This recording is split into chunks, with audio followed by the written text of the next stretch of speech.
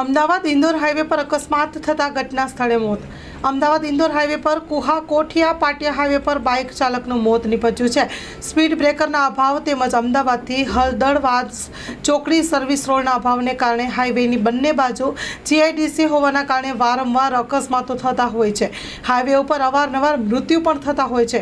કુહા પણ 2 મહિના પહેલા એક બાઇક સવારનું મૃત્યુ નીપજ્યું હતું। Story report by Syed Sahil Ali Kadri.